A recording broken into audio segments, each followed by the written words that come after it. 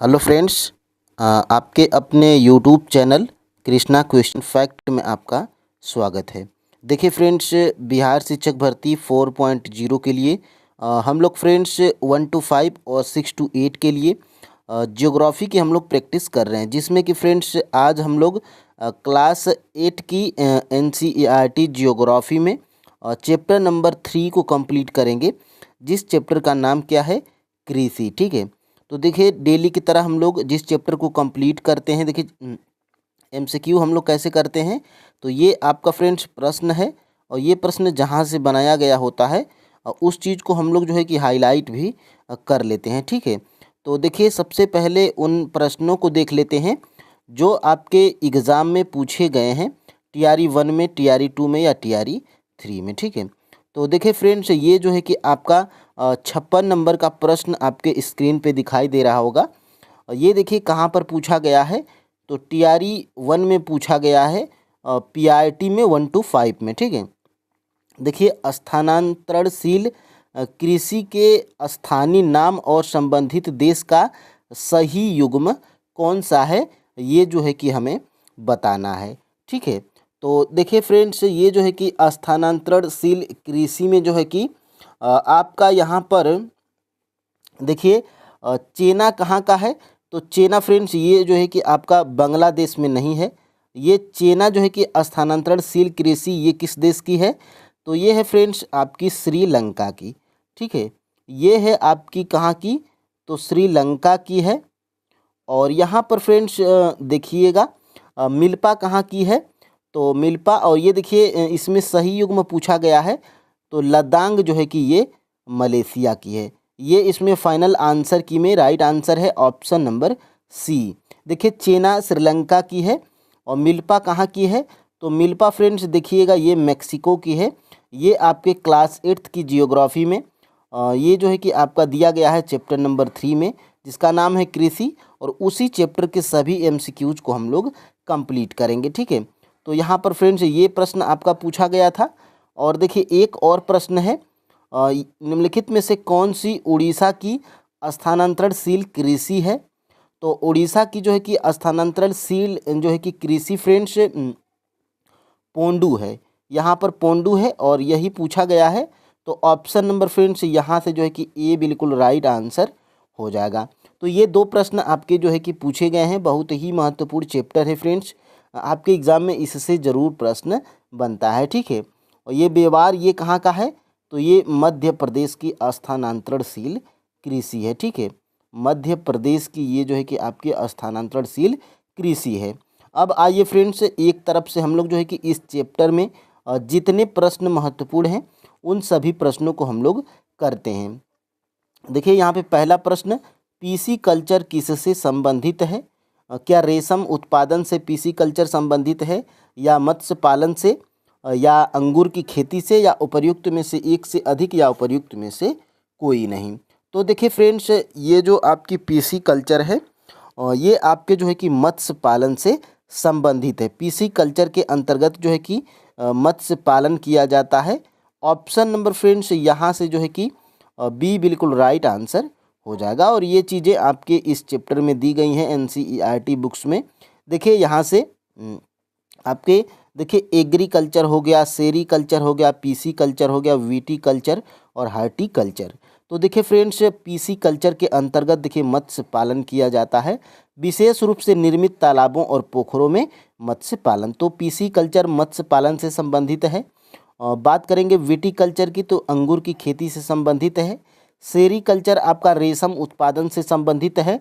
और हार्टिकल्चर ये उद्यान संबंधित, जैसे फ्रेंड्स आपका सब्जियां उत्पादन, फूल फल उगाना, इसके अंतर्गत किसके अंतर्गत आता है, हार्टिकल्चर के अंतर्गत आता है। और एग्रीकल्चर के अंतर्गत क्या आता है, तो कृषि हो गया, मृदा की जुताई, फसलों को उगाना, पशुपालन का विज्ञान एवं कला है, इसे खेती भी हम लोग कहते हैं। तो यहाँ से महत्वपूर्ण प्रश्न बन सकता है।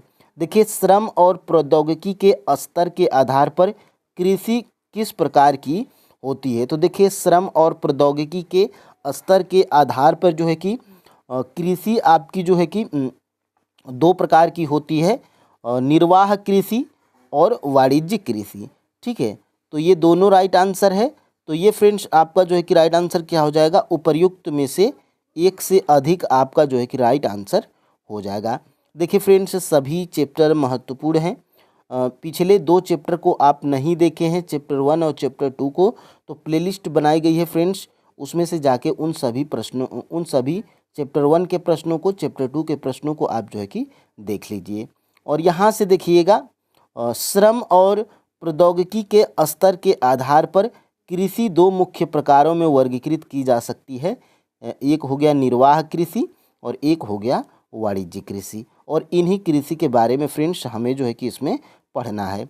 देखिए निम्नलिखित में से किस कृषि को कर्तन एवं दहन कृषि के रूप में भी जाना जाता है। देखिए वेरी मोस्ट इम्पोर्टेंट प्रश्न फ्रेंड्स, ये बहुत से एग्जामों में पूछा जाता है। ठीक है, देखिए फ्रेंड्स निम्नलिखित में से किस कृषि को कर्तन एवं दहन कृषि के रूप में भी जाना जाता है।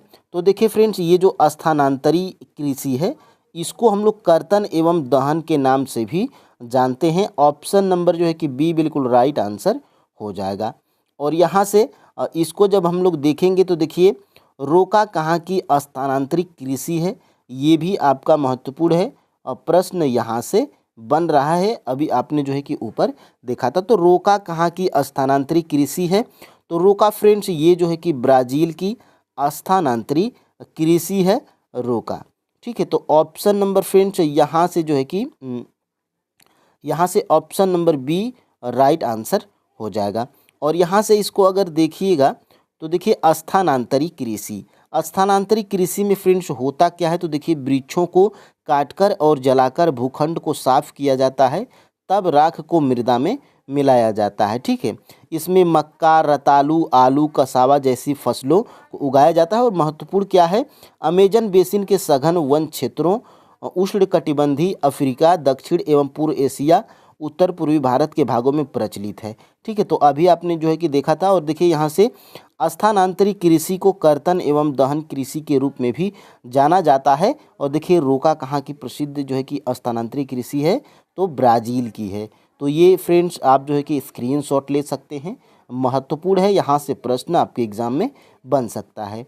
देखिए निम्नलिखित में से कौन सी फसल भारत की मुख्य खाद्य फसल है, तो ये भी प्रश्न पूछा जाता है आपके एग्ज़ाम में। देखिए वैसे जितने इंपॉर्टेंट प्रश्न हैं हम लोग सभी को कर रहे हैं, और इसमें हार्ड भी प्रश्न हमने रखे हैं और आसान भी प्रश्नों को हमने छोड़ा नहीं है। छोटा सा चैप्टर है, लेकिन 1 से 2 प्रश्न जरूर आपके एग्ज़ाम में इससे पूछे जाते हैं। निम्नलिखित में से कौन सी फसल भारत की मुख्य खाद्य फसल है, तो ये फ्रेंड्स देखिए चावल भी आपकी भारत की मुख्य खाद्य फसल है, गेहूँ भी है और मक्का भी है। इसलिए फ्रेंड्स आपका राइट आंसर क्या हो जाएगा, उपर्युक्त में से एक से अधिक आपका जो है कि राइट आंसर हो जाएगा ऑप्शन नंबर फ्रेंड्स डी। ठीक है, और यहाँ से देखिएगा आपके जो है कि कहवा किस प्रकार की फसल है, तो कहवा देखिए क्या एक रेशेदार फसल है, या कहवा खाद्य फसल है, या कहवा एक पेय फसल है, या उपर्युक्त में से एक से अधिक, या उपर्युक्त में से कोई नहीं। तो देखिए फ्रेंड्स चाय और कहवा एक प्रकार की पेय फसल है। ऑप्शन नंबर फ्रेंड्स यहाँ से जो है कि सी बिल्कुल राइट आंसर हो जाएगा। महत्वपूर्ण सारे प्रश्न हैं, ध्यान से देखिएगा। और यहाँ से देखिए फ्रेंड्स यहाँ से मुख्य फसलें देखिए, चावल हो गया, गेहूं हो गया, चावल हो गया, मक्का हो गया और बाजरा हो गया, ये क्या है मुख्य खाद्य फसलें हैं। जूट और कपास ये क्या है रेशेदार फसल है। चाय और कहवा क्या है मुख्य पेय फसल है। तो स्क्रीनशॉट ले लेंगे, तो आप जो है कि रिवाइज इसको बाद में कर सकते हैं। और देखिए यहाँ से निम्नलिखित में से पटसन के उत्पादन में अग्रणी देश नहीं है, यानी कि पटसन के उत्पादन में अग्रणी देश कौन सा इसमें से नहीं है, ये जो है कि हमें बताना है। तो देखिए फ्रेंड्स भारत और बांग्लादेश ये क्या है पटसन के जो है कि अग्रणी उत्पादक देश हैं। ठीक है, ये अग्रणी उत्पादक देश हैं, अग्रणी उत्पादक देश हैं। और ये जो है कि आपका नहीं है और नहीं ही पूछा है, तो आपका राइट आंसर क्या हो जाएगा, ऑप्शन नंबर सी ही आपका जो है कि राइट आंसर हो जाएगा। ठीक है, अब देखिए आगे हम लोग बढ़ते हैं। यहाँ से देखिएगा पटसन, तो इसको पटसन को हम लोग सुनहरा रेशा भी बोलते हैं। यह जलोढ़ मृदा में अच्छे ढंग से विकसित किया जाता है। यह फसल उष्णकटिबंधीय क्षेत्रों में उगाई जाती है। भारत और बांग्लादेश पटसन के अग्रणी उत्पादक देश हैं। तो महत्वपूर्ण है फ्रेंड्स, यहाँ से प्रश्न बनेगा। ठीक है, अब देखिए आगे, निम्नलिखित में से रेशेदार फसल कौन सी नहीं है? तो इसमें से रेशेदार फसल कौन सी जो है कि नहीं है? तो यहाँ पर जो है कि देखिए कहवा क्या है, ये रेशेदार फसल नहीं है। ठीक है, और ये क्या है, ये रेशेदार फसल है, और ये क्या है, नहीं है। ठीक है, तो ये जो है कि आपका राइट आंसर क्या हो जाएगा, ऑप्शन नंबर जो है कि बी बिल्कुल राइट आंसर हो जाएगा। देखिए कहवा रेशेदार फसल नहीं है। कहवा क्या है, तो कहवा आपके एक पेय फसल है, और इसी में जो है कि आपका चाय भी आता है। ठीक है, तो महत्वपूर्ण है, यहाँ से प्रश्न बन सकता है। और यहाँ से देखिएगा मुख्य फसलें, तो देखिए जूट एवं कपास ये क्या है, रेशेदार फसल हैं। चाय एवं कहवा क्या है, पेय फसल हैं। और आगे बढ़ते हैं फ्रेंड्स, यहाँ से निम्नलिखित में से कौन सा देश चावल के उत्पादन में अग्रणी है?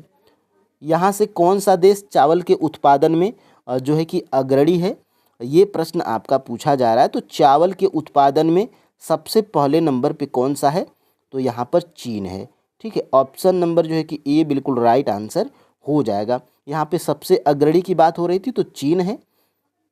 और यहाँ से आगे हम लोग बढ़ते हैं, यहाँ से देखिएगा चावल।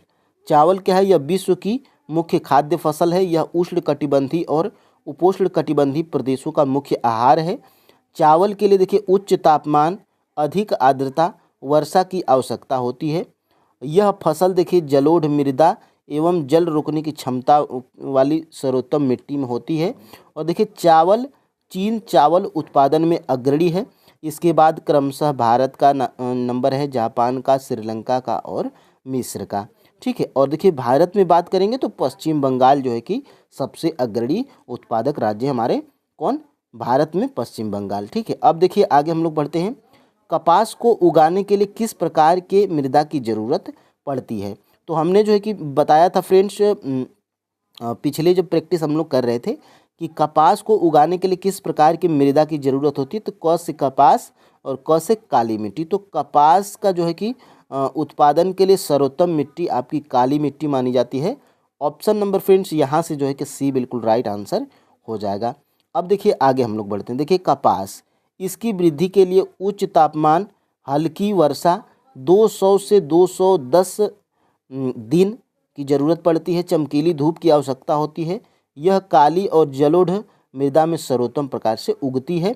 देखिए चीन हो गया, संयुक्त राज्य अमेरिका हो गया, भारत, पाकिस्तान, ब्राज़ील, मिस्र कपास के अग्रणी उत्पादक राज्य हैं। और देखिए कपास का जो है कि जो है कि प्रयोग कहाँ पर होता है, तो ये सूती वस्त्रों के उद्योग के लिए जो है कि यह एक कच्चा माल है। कौन, तो कपास। ठीक है, और देखिए फ्रेंड्स कपास का जो होता है, तो कपास किन क्षेत्रों में ज़्यादा बोया जाता है, तो गुजरात और महाराष्ट्र में, इसलिए वहाँ की जो है कि कंपनियाँ बहुत हैं। ठीक है, जैसे सूरत में आपने देखा होगा।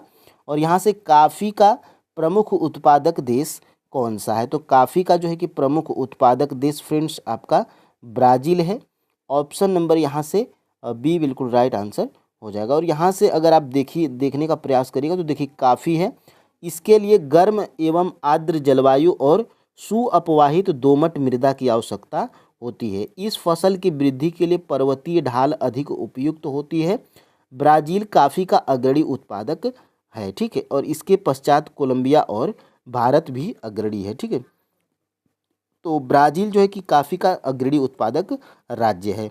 अब हम लोग फ्रेंड्स मतलब राज्य नहीं, देश है फ्रेंड्स। ठीक है, ब्राज़ील देश है, निकल जाता है मुंह से। और यहाँ से फ्रेंड्स देखिएगा, रोपड़ कृषि के अंतर्गत कौन सी फसल आती है? तो रोपड़ कृषि के अंतर्गत फ्रेंड्स चाय भी आती है, आपकी कपास भी आती है और केला भी आता है। ठीक है, तो ये तीनों जो है कि आपके रोपड़ फसलें हैं,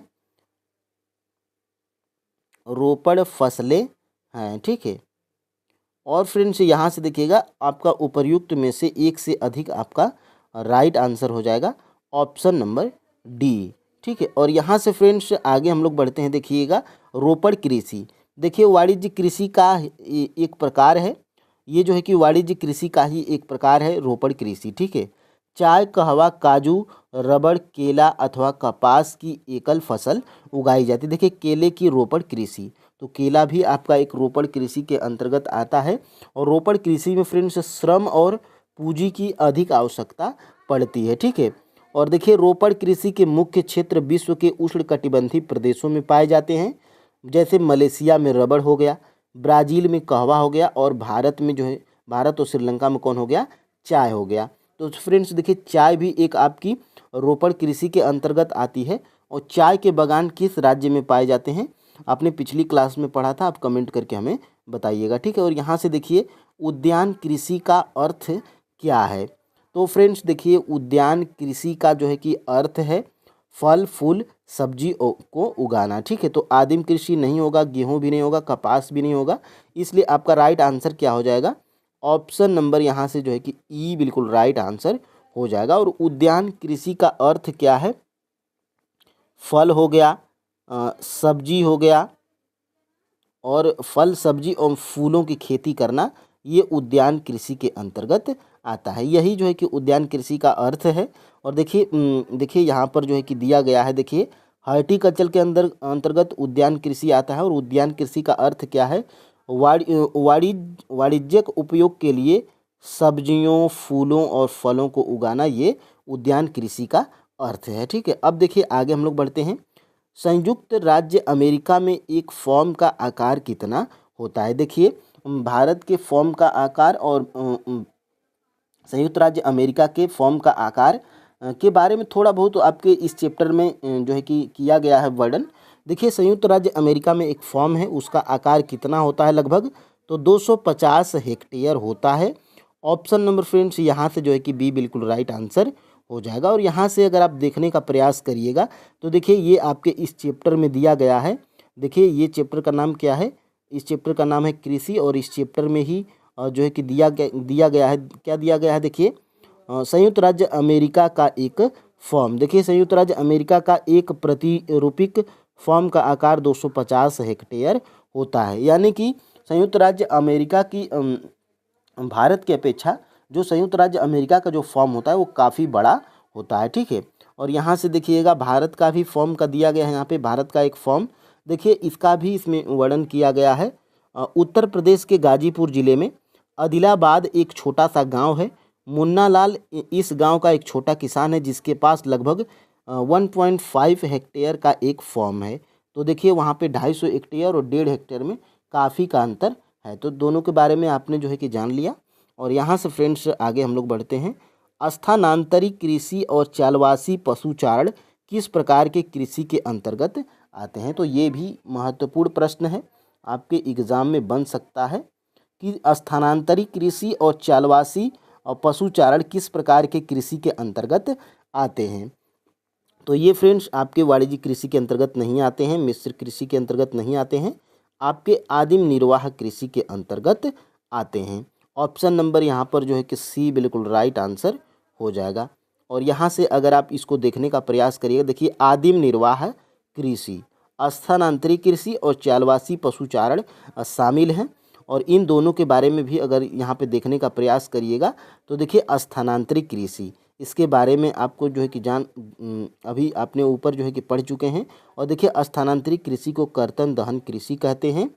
और ये देखिए चालवासी पशु चारण, तो देखिए सहारा के अर्ध शुष्क और शुष्क प्रदेशों में, मध्य एशिया और भारत के कुछ भागों जैसे राजस्थान तथा जम्मू और कश्मीर में प्रचलित है कौन, चलवासी पशु चारण। देखिए चलवासी पशु चारण नाम ही है, ये एक स्थान से दूसरे स्थान पे ये अपने पशुओं को लेके चलते रहते हैं और पशुओं को चराते हैं और खुद जो है कि अपने वहाँ पे तंबू जो है कि बनाकर रहते खाते, मतलब ये चलते रहते हैं, ठीक है।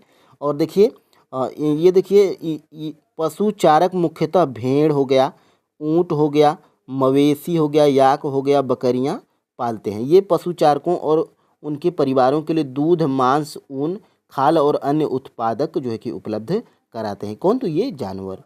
तो फ्रेंड्स ये जो है कि क्लास आपकी कंप्लीट होती है ये चैप्टर। और इस चैप्टर में आपके टोटल 16 प्रश्न थे जो आपके एग्ज़ाम में बन सकते थे। 16 में से आपके कितने प्रश्न सही हुए आप हमें कमेंट करके ज़रूर बताइएगा। और फ्रेंड्स आपने अभी तक चैप्टर 1 और चैप्टर 2 नहीं देखा है तो प्लेलिस्ट बनाई गई है, उसमें से जाकर आप जो है कि देख लीजिएगा। और अभी आपने क्लास 7th की NCERT ज्योग्राफी का जो है कि क्लास नहीं देखा है तो वो उसका भी प्लेलिस्ट जो है कि बनाया गया है। और प्रत्येक चैप्टर में फ्रेंड्स सभी प्रश्नों को करवाया जाता है, बिल्कुल बुक से जो है कि हाईलाइट करके। तो फ्रेंड्स क्लास आपको कैसी लगी कमेंट करके हमें ज़रूर बताइएगा।